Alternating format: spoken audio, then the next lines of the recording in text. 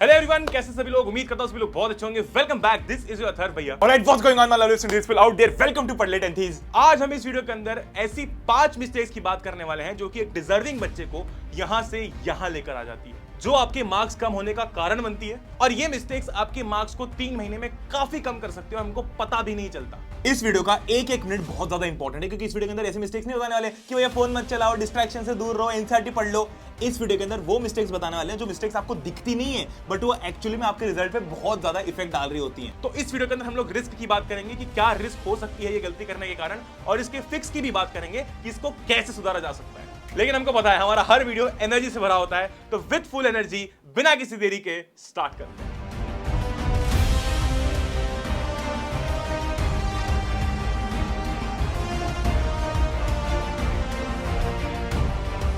Video में आगे बढ़ने से पहले मैं आप लोगों को बता दूं कि 23 अक्टूबर को एक ऐसा सरप्राइज आने वाला है आप लोगों के लिए जो आज तक एडटेक की हिस्ट्री में नहीं हुआ।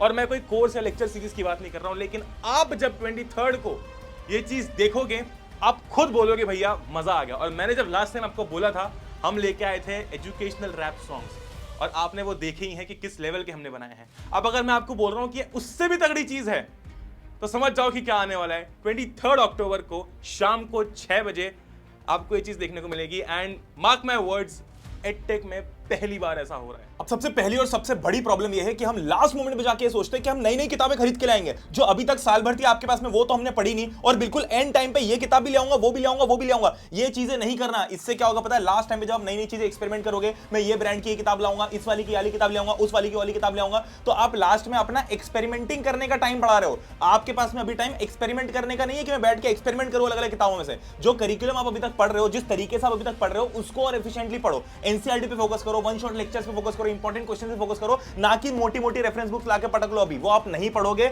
मान के चलो मेरी बात। अब रिस्क तो मैंने बता दिया, इसका फिक्स क्या है? जो अभी एट प्रेजेंट जो आपके सामने बुक्स अवेलेबल है, क्या आपने उसका 100% यूटिलाइजेशन कर लिया है? पहले पता मैं क्या करता था, मुझे ऐसा लगता था कि मैं जो गिटार बजाना सीख रहा हूं ना, वो मैं बहुत ही सस्ते गिटार पे सीख रहा हूं, तो मैं एक काम करता हूं, पहले महंगा गिटार खरीद के ले आता हूं ताकि मैं और गिटार अच्छा सीख जाऊं। तो मेरे पापा ने मुझे एक बात बताई कि जब तक इस पे नहीं बजाएगा, उस पे कैसे बजा लेगा गिटार?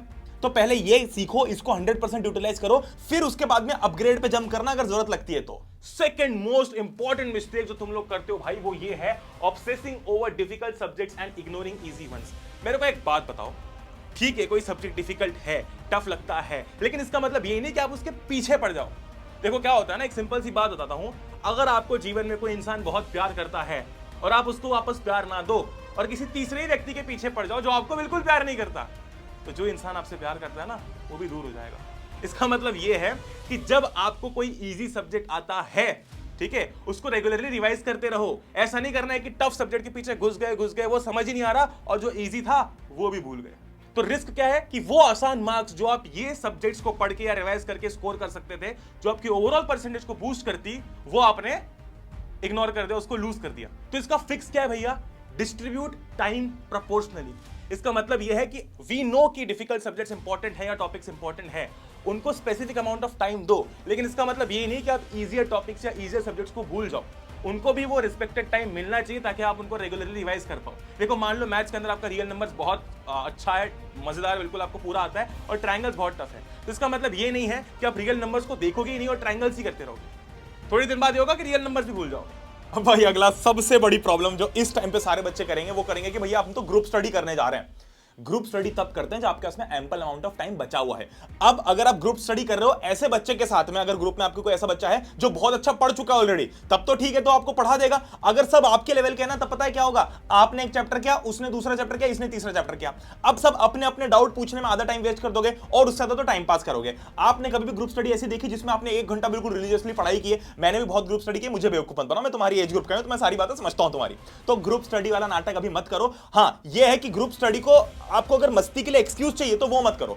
आप ऐसा करो कि भाई दिन में अपन पढ़ रहे हैं, उसके अलावा अपन 30-40 मिनट 1 घंटा सिर्फ मस्ती के लिए टाइम बिताएंगे, दोस्तों के साथ घूमने जाएंगे, सब कुछ करेंगे, वो टाइम वहां यूटिलाइज कर लो, उसको मैं यूटिलाइजेशन बोलूंगा। बट अगर आप पढ़ाई का नाम देके अपने आप को बेवकूफ बना रहे हो ना, तो वो सबसे बड़ी गलती है। तो इसका रिस्क मैंने बता दिया। इसका फिक्स है वो ये है कि ग्रुप स्टडी को हमको बेटर कैसे बनाना है कि आप मैक्सिमम टाइम अपने इंडिपेंडेंट पढ़ाई पे फोकस करो, और अगर कुछ क्वेश्चंस, कुछ टॉपिक्स की लिस्ट निकाल के लेके जाओ जो आप ग्रुप में डिस्कस कर रहे हो। आप 5 दोस्तों में रूल बना लो कि भैया अपन सब अलग अलग पढ़ेंगे, और सेम चैप्टर में से 2-3 डाउट्स जो एक बच्चे को आ रहे हैं वो साथ में बैठ के डिस्कस करेंगे। वो काम का है, ना कि शुरुआत से एक चैप्टर को पढ़ रहे हो आप, वो कभी काम नहीं आएगा। Number 4, over relying on technology for notes and solutions. भैया आप ये चीज कैसे बोल सकते हो? आप खुद हमको नोट्स देते हो, खुद हमको लेक्चर्स देते हो। मेरी जान, मैं जानता हूं और ये सब मैं तुम्हारे लिए ही करता हूं, लेकिन इसका मतलब ये नहीं कि आप इसके ऊपर ओवर रिलाय हो जाओ, पूरे डिपेंडेंट हो जाओ।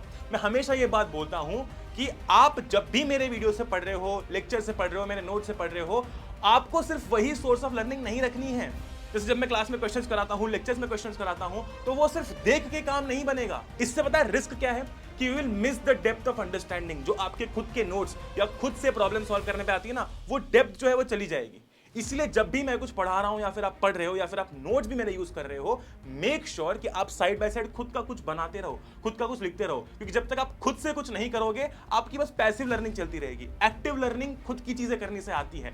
इसीलिए मैं ये नहीं बोल रहा हूं कि हर चैप्टर के नए नोट्स बनाते रहो, सब कुछ नया करते रहो, लेकिन व्हाइल यू आर स्टडिंग, कोई भी टॉपिक पढ़ रहे हो, साइड बाय साइड जो आपको समझ आता है वो लिखते जाओ। मेक योर लर्निंग एक्टिव, आपके सेंसेस को इन्वॉल्व करो, ये बहुत ज्यादा इंपॉर्टेंट है। नहीं तो आप नोट्स डाउनलोड कर लोगे, सारे पढ़ लोगे, उसके बाद बस हो गया। अरे बहुत इंपॉर्टेंट है कि आप एक्टिवली इन्वॉल्व रहो। जब भी लेक्चर देख रहे हो, एक्टिवली चीजें लिखते रहो। एक अलग कॉपी बना लो उसके लिए, लेकिन एक्टिव होना बहुत इंपॉर्टेंट है। एक्टिवली नहीं पढ़ोगे तो मजा ही नहीं आएगा फिर। तो इसका फिक्स क्या है? ऑफ कोर्स आपको online resources, lectures, notes use करने चाहिए, लेकिन साथ ही साथ खुद की चीजें भी लिखनी चाहिए। खुद के शॉर्ट नोट्स या शॉर्ट ऐसे हैंड रिटन नोट्स जो आपको बहुत हेल्प करेंगे रिवाइज करने के, क्योंकि वो आपने लिखे हैं समझ के। अब देखो, अगर आप लोग डिजिटल प्लेटफॉर्म को यूज करके अपनी पढ़ाई को बहुत रिलीजियसली कर रहे हो, तब तो आप कर सकते हो।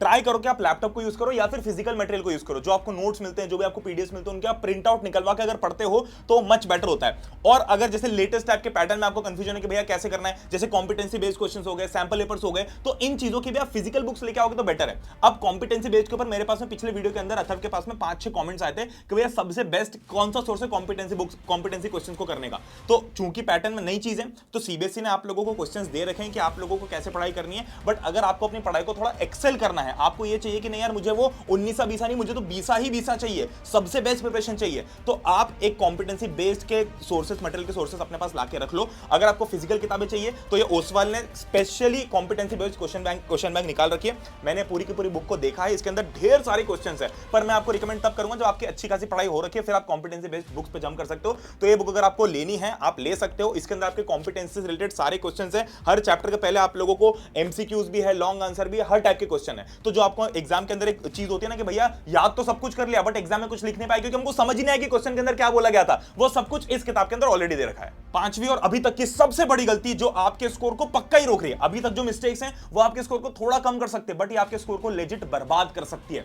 ये मिस्टेक है कि आप छोटे छोटे रिवीजन पे फोकस नहीं करते। आपको लगता है कि भैया 10 घंटे पढ़ लूंगा काम हो गया, कुछ नहीं होगा उससे। आज अगर तुम बैठ के सोच रहे हो ना भैया मैंने तो 10 घंटे पढ़ाई कर ली, बहुत कर लिया, कुछ नहीं किया तुमने। अगर तुम लोग इस 10 घंटे की पढ़ाई का अगले हफ्ते तक 30-40 मिनट रिवीजन नहीं करते तो पढ़ाई किसी काम की नहीं मेरी जान। हम लोगों को इस पे फोकस नहीं करना है कि हम कितना ज्यादा एक साथ पढ़ रहे हैं, हमको इस चीज पे फोकस करना है कि जो हमने पढ़ा है उसका हम कितनी मल्टीपल बार रिवीजन कर रहे हैं। तो डेली बेसिस पे आपको 30-40 मिनट ऐसे निकालने हैं जिसमें आप सिर्फ रिवीजन कर रहे हो। मैं नहीं बोल रहा कि 4 घंटे बैठ के रिवीजन करो, चलो 30-40 छोड़ो, तुम 20 मिनट निकालो, 20 मिनट की कंसिस्टेंसी डेवलप करो। ये रूल बनाओ कि जब भी आप बैठे हुए हो 20 मिनट तक आप कुछ और नहीं पढ़ोगे, आपने जो अभी तक पढ़ा उसका रिवीजन करोगे। तब आपको रियलाइज होगा कि जब आप रोज रोज एक एक चीज पढ़ रहे हो तो आपको आइडिया लगेगा कि आपको कितनी चीजें याद नहीं हो रही थी। आप बस अपने आप को बेवकूफ बना रहे हो याद करके, बट याद नहीं हो रही है। तो ये जो बेवकूफी का रियलाइजेशन है ना, ये डेली रिवीजन हमको देता है। ये रोज को 20 मिनट हमको देते हैं कि हमने जो पिछले 10 घंटे पढ़ा वो किसी काम का नहीं बचा है। तो अगर उसको स्ट्रॉन्ग करना है, रोज 20 मिनट रिवाइज करो। फॉर्मूले हो गए, इंपॉर्टेंट कंसेप्ट हो गए, जो आपको नहीं आता वो हो गए, जो क्वेश्चन आपसे एक बार में नहीं बना उसको आपने किया 20 मिनट में आपने ऐसे 5-6 रैंडम चीजें कर ली और फिर आपने अपने टॉपिक को आगे बढ़ा लिया। इस 20 मिनट को टाइम को आपको डेली करके बढ़ाना पड़ेगा क्योंकि आपके एग्जाम पास आने वाली है। तो छोटे रिवीजन से टॉपर बनता है आदमी, ऐसा नहीं बनता कि एक दिन में 10 घंटे पढ़ लिया, बहुत सारा पढ़ने से टॉपर बन गया। Revision is what makes you a topper, not learning. और लास्ट मिस्टेक है नॉट बिलीविंग इन योरसेल्फ। अबे तू आग लगाने वाला बच्चा है, 10th बोर्ड्स कुछ नहीं है उसके सामने, समझ रहा है मेरी बात को? सो मैं, प्रणय और इंटायर पढ़ले टीम आपके साथ हमेशा साथ में है, साथ तक लड़ेंगे, आखिरी तक फोड़ेंगे और खुशी के आंसू रोएंगे कि भैया we have done it together. मिलते हैं 23rd को with the biggest reveal. 23rd को वो होने वाला है जो एडटेक में आज तक नहीं हुआ। With that being said, love you all, take care, जय हिंद, वंदे मातरम।